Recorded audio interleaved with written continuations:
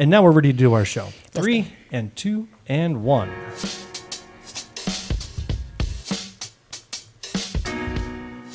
Welcome to episode 69 of Black, White, and Blue in the South, the podcast discussing Democratic politics with a Southern flair.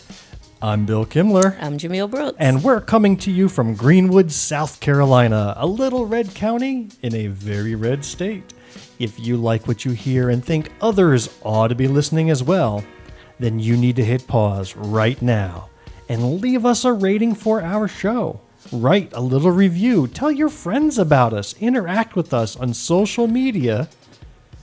Or better yet, get this poor fellow that we're about to hear one of those little triangle peg board games. You know, the one where you have to jump the other pegs with your peg and you collect them until you clear the board? Yeah. While you're sitting there waiting for your fried chicken dinner to be served? If you guessed that I'm talking about Cracker Barrel, you would be correct. This past week, they changed their logo, and MAGA went berserk for some reason. They did. And bullied Cracker Barrel into changing it back.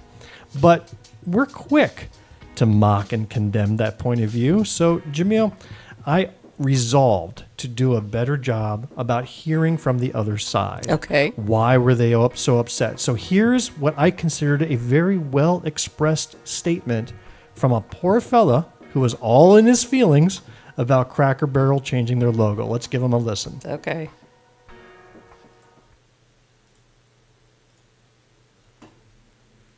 You know, as someone who's against cancel culture, I'm done with Cracker Barrel. You done pissed me off now. You know, first it was the gay rockers, and I don't mean Elton John. I'm talking about them gay pride rockers y'all sold a few years ago. And then you went and changed the logo. Hell, what's your motto down there? If it ain't broke, fix it. I bet. I walk in, I don't even recognize the place no more. It's all bright and woke. Before it was like eating in an antique store. How am I supposed to enjoy my eggs without the threat of an antique plow or my grandma's butter churn falling on my goddamn head? I can't do it. I can't do it. It's like sex. I need that fear and danger to enhance the experience. You know, ever since Dave Thomas died, this place has gone to shit. And I know Dave Thomas was Wendy's, but his death affected more than you think. But I digest. You know, they took the white man from the logo. They removed the cracker from the barrel, and it's disgusting. You know, first they came for Uncle Ben and Aunt Jemima, and I said everything. And then there was the lady from the Land O'Lakes box, and still I said everything. And now woke is at my doorstep. They went from Cracker Barrel to Woke Barrel. It's not just a restaurant. It's my heritage.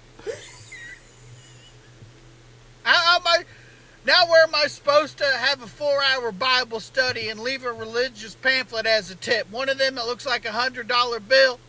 And the server, she's all excited. She's like, oh, good, I can feed my family this week. And then she looks at it and it says, "Psych, come to my church." Where am I supposed to do that now, huh? Where am I supposed to eat all my food except for one bite? And then say, this isn't what I ordered. This is disgusting. I need it taken off my bill and one to go. Where am I supposed to do that, huh? Where am I supposed to get a train whistle and a shawl for my meemaw and some candy my grandpa ate during the Great Depression and an Oak Ridge Boys CD? But not just any old CD, a Cracker Barrel exclusive. That used to mean something. You couldn't do anything in the music biz without being on Cracker Barrel Records, and now it don't mean shit. Oh, gosh.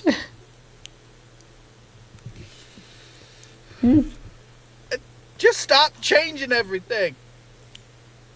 Change is scary. And I'm scared. Okay, Bill. Well, it's good to hear the other side. And like you said, you want to hear opposing viewpoints. Of course, that was phenomenal comedian Brent Terhune. If you're not following him, you need to, because he nails it each and every time. At what point in that did you realize something was up? Maybe the stuff falling off on my head. Yeah.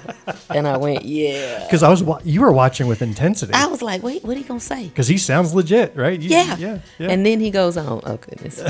Well, let us know what you think by dropping us a note at blackwhiteblue@gmail.com. You can also interact with us on Facebook, YouTube, Instagram, TikTok, Threads, Mastodon, and Blue Sky. Just take a quick peek at those award-winning show notes on your podcast app, where you can find links to all of those accounts, the news items we talk about, video clips from our show, and more. Well, Jumelle, I'm actually worn out just from that intro clip. I know. I'm tearing up. You were. And I've already seen that damn thing, and I'm still affected by it. You are. I am all in my feelings now, too. Wow. I wanted to recover a second. Hey, before we get into our show for today, I want to thank Lamont Tyson for that off-the-rails episode he did with us on his show, Politics of Being Black in America. Yeah.